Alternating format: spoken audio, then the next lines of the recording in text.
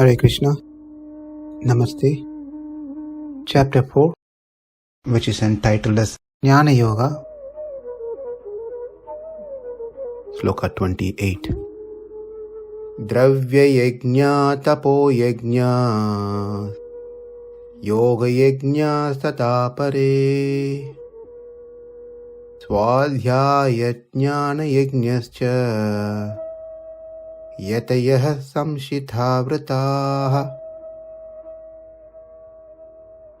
Just to refresh, we are in the section where Krishna is mentioning various kinds of karma yoga and how one may be taking one of these or multiple of them and practice in their life to attain perfection of self. In this current verse, number 28, there are other 4 kinds are being mentioned and that we'll learn today. Yatayaḥ saṁśita-vratāḥ. Yatayaḥ means enlightened person or one with diligence of their nature, that they are soul and the goal is not body. One who's in that understanding, saṁśita-vratāḥ, taken to strict vow. They've taken it very strictly, severely. Apare, some yogis, some of them, dravya-yajñā, have the performance of sacrifice with material objects. Dravya means matters, materials. So they perform sacrifice with material objects, sacrificing one possession. Tatha, similarly,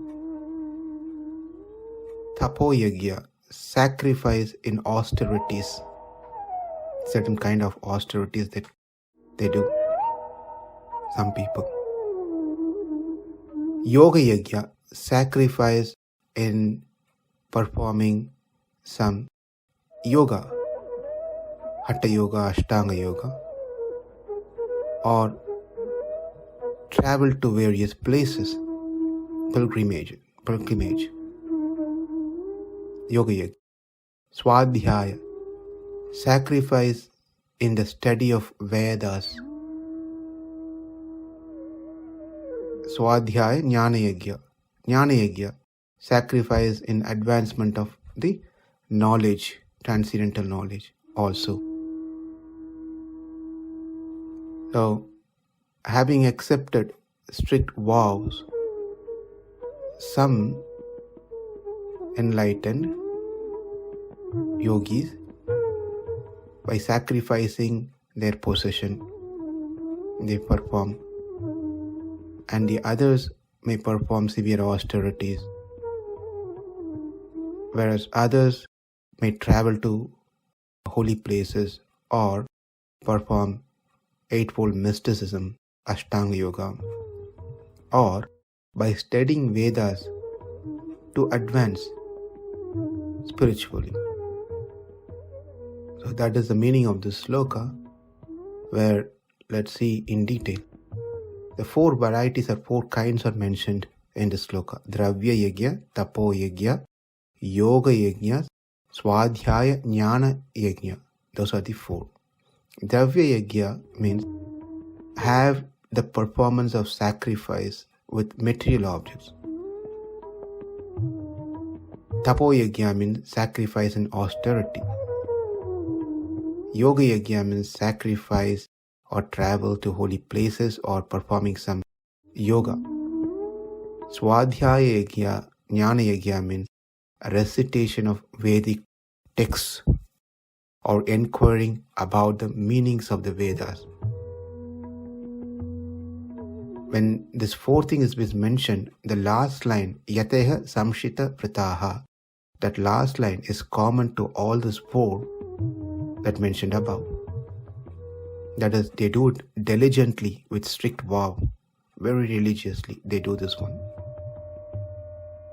So let's see each one of them. Dravya-yajñā, there are persons who are sacrificing their possessions in the form of various kinds of charities, like opening institutions or giving charity to dharmashala.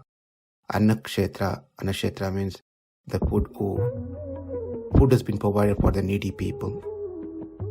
Aditishala mean guest homes for spiritual travelers. Anathalaya means orphan shelters, people who doesn't have place to stay. Vidyapita means schools for higher educations. Vaidyashala means hospitals, and many so, even old age homes. All these charitable activities are called dravya-yajñā. Here, applying the last line of this sloka, that they do this diligently with strict vow by spending their money, resources that they earned. But the money and the resources that they have should be properly earned by proper means and should be given to the deserving recipient, not to anyone and everyone. So that is called dana in mode of goodness, and also it should be given at the right time.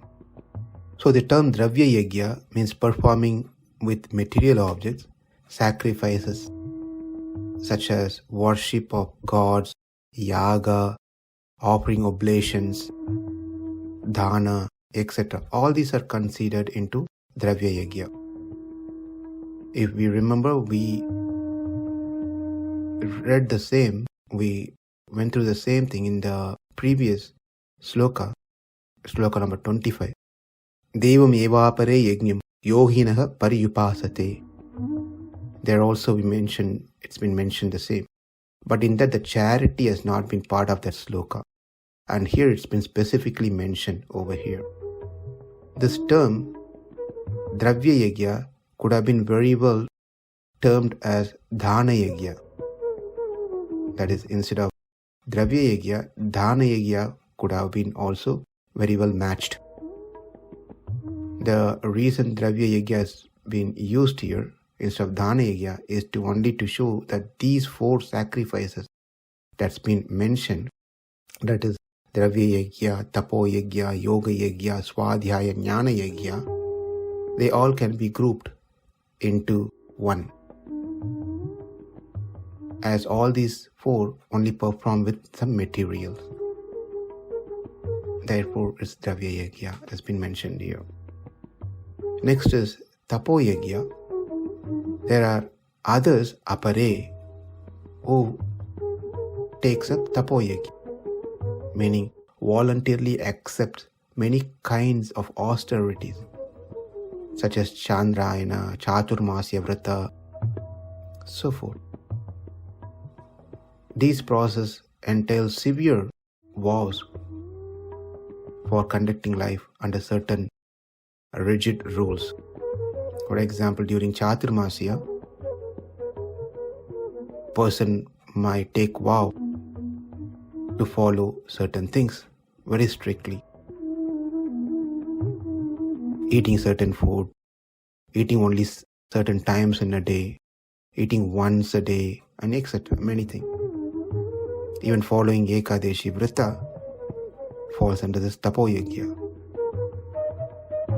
So, tapo-yajñā is where you're sacrificing some comforts in your life and taking up austerity for a higher purpose.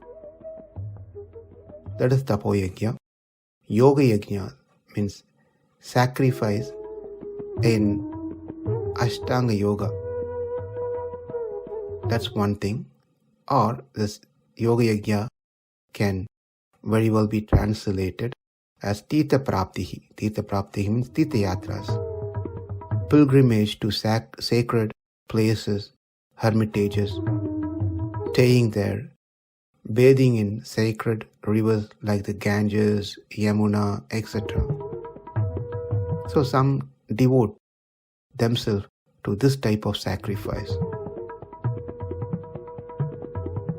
And it is not that only retired people should do this one. Everyone should do this one. Just